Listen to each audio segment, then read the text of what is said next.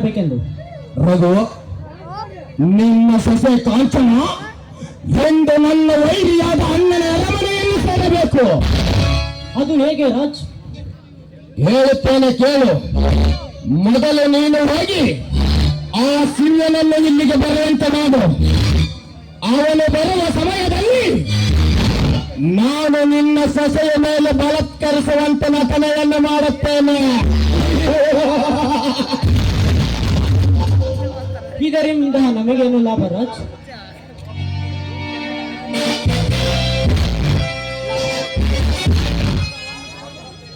ಲಾಭವಿದೆ, ಅದರ ಬಗ್ಗೆ ಚಿಂತೆ ಬೇಡ. ಮೊದಲು ನಾನು ಹೇಳಿದ ಕೆಲಸ ಮಾಡು. ಸರಿ, ನಾನು ಹೋದರೆ ಶಿವಣ್ಣನಿಗೆ ಅನುಮಾನ ಬರುತ್ತದೆ.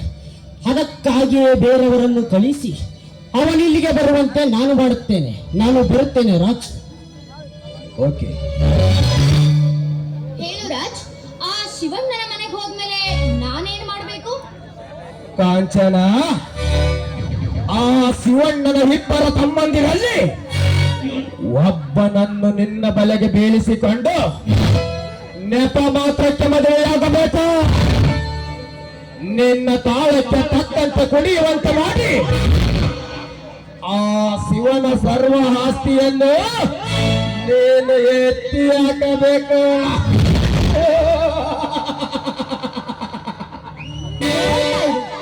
ನೋಡ್ತಾ ಇರು ರಾಜ್, ಈ ಕಾಂಚನಳ ಕೈ ಚಳಕದಿಂದ ಆ ಶಿವಣ್ಣನಿಗೆ ಬಿಸಿಲಿನಲ್ಲೂ ಚಳಿ ಹುಟ್ಟು ಹಾಗೆ ಮಾಡ್ತೀನಿ. ಕಾಂಚನ, ನೀನು ನನ್ನ ಆಸೆಯನ್ನು ಈಡೇರಿಸಿದರೆ ನಿನ್ನನ್ನು ಈ ಪಾಲಯನ ಕೋಟೆಯ ಮಹಾರಾಣಿಯನ್ನಾಗಿ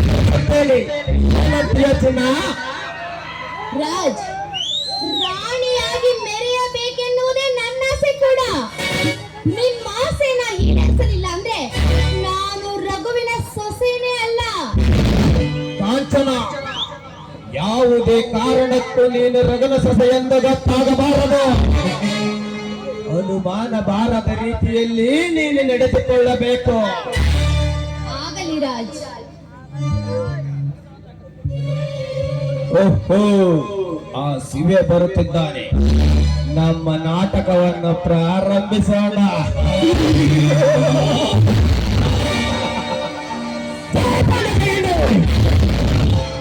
ನನ್ನ ಕೆನ್ನೆಗೆ ಹೊಡೆಯುವ ಮುಗಿಯಿತು ನಿನ್ನ ಸೇಲದ ಕಾಟ. ಅಯ್ಯೋ, ಯಾರಾದ್ರೂ ಕಾಪಾಡಿ.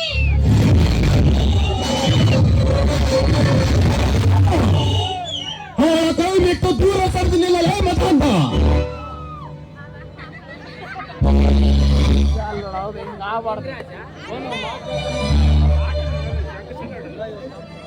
ಶಿವ್ಯ, ಹುಡುಗಿಯರು ಇರುವ ಮನೆಗೆ ಹುಡುಕಿಕೊಂಡು ಬರುವುದು ಈ ರಾಜನ ಹುಟ್ಟುಗುಣ.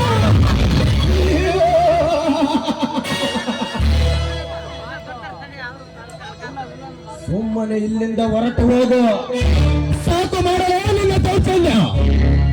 ಹೆಣ್ಣು ಎಂದರೆ ನಿನ್ನ ಕೋಲದಲ್ಲಿರುವ ಮಣ್ಣು ಎಂದು ತಿಳಿದುಕೊಂಡಿರುವೆಯ?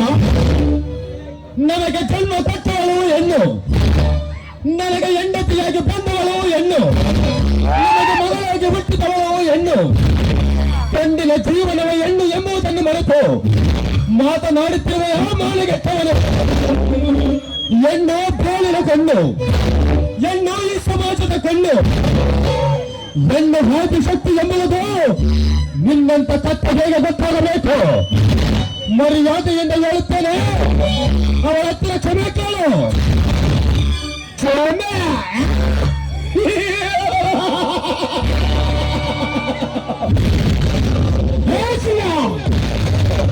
ನೀನು ಹೇಳಿದ ತಕ್ಷಣ ಕ್ಷಮೆ ಕೇಳಲು ನಾನೇನು ಕೈನಾಗದ ಎರಡಿಯಲ್ಲ.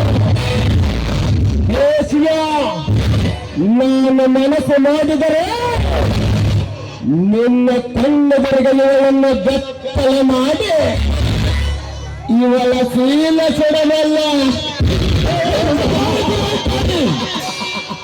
ನಾನೀಗ ನಾಗರಿಕತೆ ಏನು ಕೊಡಬೇಕೆಂದಿದವ?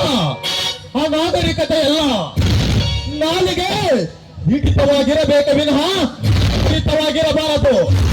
ರಾಜ, ಇಂಥ ಕೆಟ್ಟ ವರ್ತನೆ ಇನ್ನೊಮ್ಮೆ ಈ ಶಿವಣ್ಣನ ಕಣ್ಣಿಗೆ ಕಂಡು ಬಂದರೆ ನಿನ್ನ ತಂದೆ ತಾಯಿಯನ್ನು ಊರಿಂದ ಹೊರ ಹಾಕಿದಂತೆ ನಿನ್ನನ್ನು ಕೂಡ ಹೊರ ಹಾಕಬೇಕಾಗುತ್ತದೆ. ಎಚ್ಚರ ಮಗನೇ, ಎಚ್ಚರ.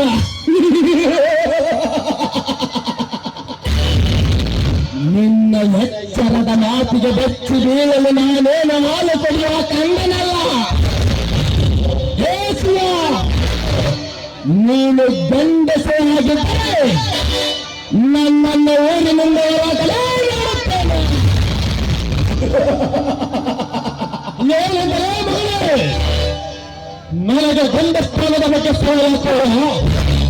ನನ್ನ ಬಾಯಿಯಲ್ಲಿ ನನ್ನ ತಮ್ಮನ ಹೆಸರು ಒಮ್ಮೆ ಎಂದು ಕಲಿಸಿದರೆ ಸಾಕು, ದೇವರಂತೆ ಬಂದು ಪ್ರತ್ಯಕ್ಷವಾಗಿ ನಿಲ್ಲುತ್ತಾನೆ. ಹೋಗ್ತೀಯಾ? ಅರ್ಜುನ, ಗಂಡುಗಳು ಅರ್ಜುನ, ಬೆಂಕಿಯ ಕಿಡಿ ಅರ್ಜುನ.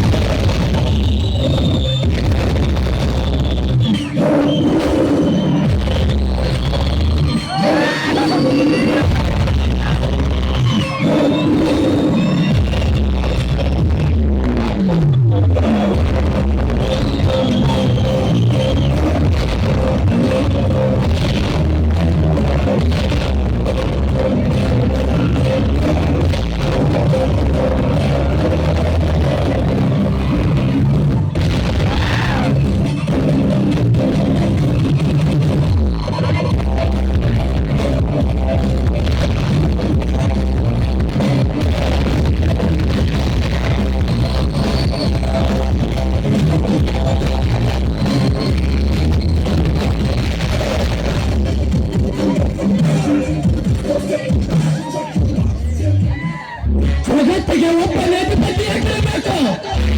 ಅದು ನಾನಾಗಿರಬೇಕು. ನಾನು ಯಾರು? ಏಕಿ ಬಂದ